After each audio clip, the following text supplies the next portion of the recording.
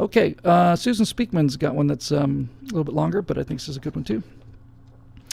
I've been hearing about black parents who have the talk with their sons about how to live through a traffic stop, which may be something as ridiculous as driving while black. I understand that they fear for their kids' lives, but is that any different from any other parent teaching their children respect for law enforcement and how to behave in the presence of authority? And since parents and kids that aren't generally the problem, since parents and kids like that aren't generally the problem, how do we handle the problem ones, the mostly fatherless youths of all ages and races, who are mainly the ones getting killed in situations like these? Okay, so it's a complex question, but basically, it basically comes down to, there's a lot it comes down to. So let's break it down. The idea of driving while black means that you are pulled over for things under suspicion of larger crimes, and so you are pulled over because you're black, especially if you're black driving a luxury car. The assumption is maybe you obtained this illegally, and so you'd be pulled over in a case where a white driver wouldn't be pulled over, specifically because you have suspicions about them because that's black. That's a nutshell of driving while black. It's a prejudice against black drivers by the police, who pull them over way disproportionately for their numbers. And there's no question that this is true. There's no question, I think, about it. Certainly, there is a phenomenon in the country called driving while black that means that the police police disproportionately pull over black drivers, disproportionately confront people on the streets or so on. There's no question that this is the case. And if we pretend that's not the case, then we don't deserve to win the argument because we're just wrong and we're ignoring a legitimate grievance. But here's the point. This is the point. This is the point and the only point. Police officers many, let's say, do have a driving while black attitude where they are overly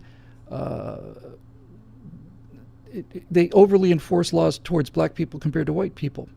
Why do they do this? Let's just assume that it's there because it is there. Let's just say that black people are pulled over more often than white people by cops. Why? Why does this happen? This is the thing no one talks about because no one's going to get into this because this is the problem. If you talked about this, you'd have an actual conversation about the actual problem. The reason that driving while black happens is because blacks commit so much crime disproportionately to their numbers. That's the reason. And if you're a law enforcement officer and you have to be out there every single day and you see how heavily this is skewed, you would naturally come to that conclusion. And so both sides need to own up to this. I think to the degree that the white police side has to own up to, yes, we do it, but the cause is in fact the misbehavior. Misbehavior is a soft word for it. Disproportionately among blacks, the black crime rate compared to the white crime rate is insane. I think somebody said, males from like 16 to 22, that's 6%, black males, that's 6% of the population commits 50% of the murders. So let's say you're a police officer and you see that same kind of thing. What would you assume if you had limited time, limited resources? You would assume that. People talk about how blacks are shadowed in department stores by security guards and how offensive that is. And I can certainly understand how offensive that is because that happens too. But it happens because black shoppers disproportionately do more shoplifting than white ones do. So it's a chicken and the egg kind of thing here, but really, who's causing these behaviors? What's the actual motive? The motive is, on the part of the police or security guards, is this is what my experience shows me is the likely case. Now, if I was a black person and I was completely innocent of all this, I worked my tail off. Just me in a different colored skin tone, and I was being pulled over for the things that other black people were doing. Like, you know what? Let's just make it easier. Let's just pretend, okay? Let's just pretend. let's pretend that the situation is reversed. Let's pretend that that I live in a country that is mostly black and mostly behaved, and that most of the crime that's being committed in this country, is this imaginary country, is being committed by conservative white Christians. White conservative Christians are doing most of the crimes, a disproportionately large number of crimes. And let's say that I'm driving along in my car and I'm not a criminal, I never have been, and I get pulled over for driving while white in this reverse society. Would I be pissed off about that? You bet I would. Would I be bitter and angry? Yeah, I'd be all of those things, but I would, at least because I think about things and because I'm honest with myself and I look at things, then I would say, however, the reason this is going on is because my people are disproportionately violent and criminal and dangerous. And then it would be my responsibility to do something about that. You know, it would be my responsibility to do something about that, or to stop crying about it. If it turned out that the guys named Whittle made up 1/8 of 1% of the population, but were committing 40% of the murders, I'd either change my name or I would have a very serious conversation with the rest of the Whittle clan and figure out what the hell's going on. And so it's not just that. When you see, this is why these things are all tied together in a circle. So driving while black is real. It makes black people bitter and resentful towards the cops. So then what do? Then they start playing music that's bitter and resentful towards the cops. And then they get into attitudes and clothing that's bitter and resentful towards the cops. And then the cops get more keyed up. And all of this stuff is all tied together. But the thing that is the basis of it is the fact that that black Americans commit significantly more crimes than their numbers would indicate. If you got rid of that, you would have no reason for prejudice.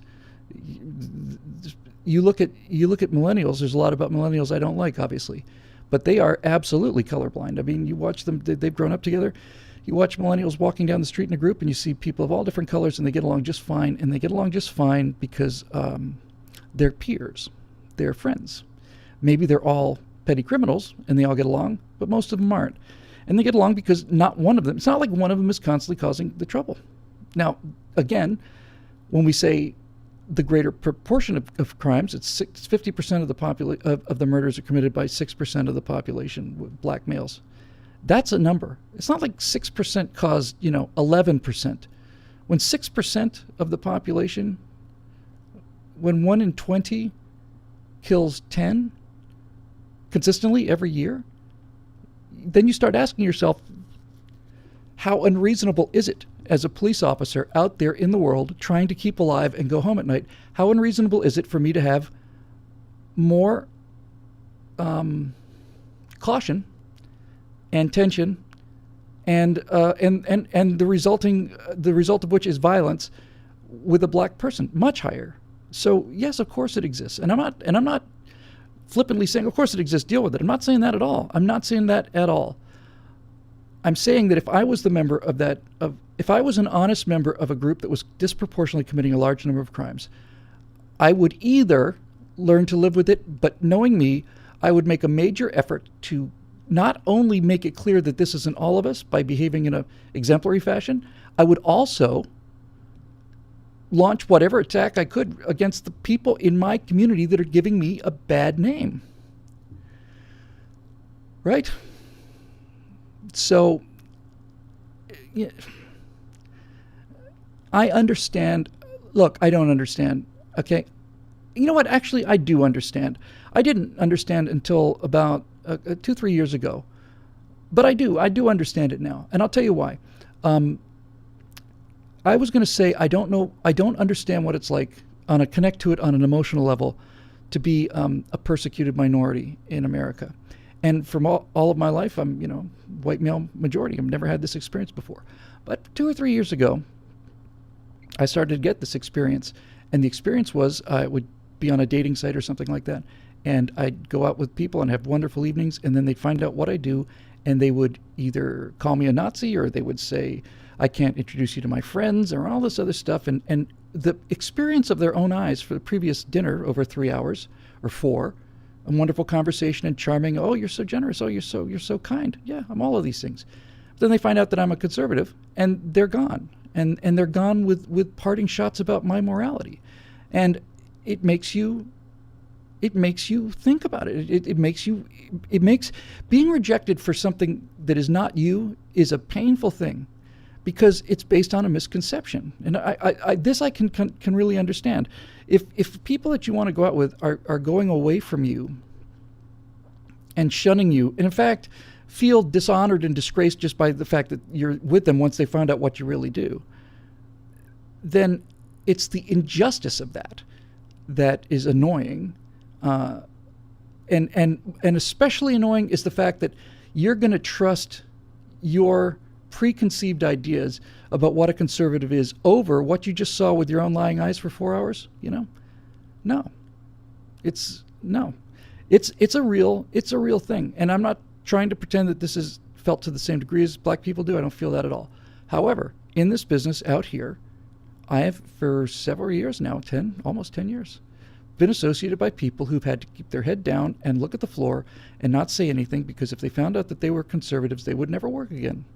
That's oppression. That's mental oppression, and that's the same kind of bullying and the same kind of prejudice and fascism and all the rest that makes up the anti-black prejudice that's still in this country. However, it wasn't always this way. We were so close. I think we were just so close. I did the thing on right angle on race relations, and I used the Dean Martin roast and the quote from Foster Brooks and how Sammy Davis Jr. is crying, he's laughing so hard. This business about we can't talk about this is exactly why we're in this kind of trouble. But also this idea that we have to talk about it all the time is a big problem too. It's a funny thing. I've used this idea before too.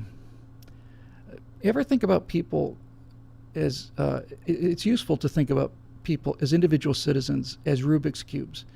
And what I mean by that is a person who politically you might be just at loggerheads with, just absolutely loggerheads. For me, that'd probably be Touré. I think that guy is just an absolute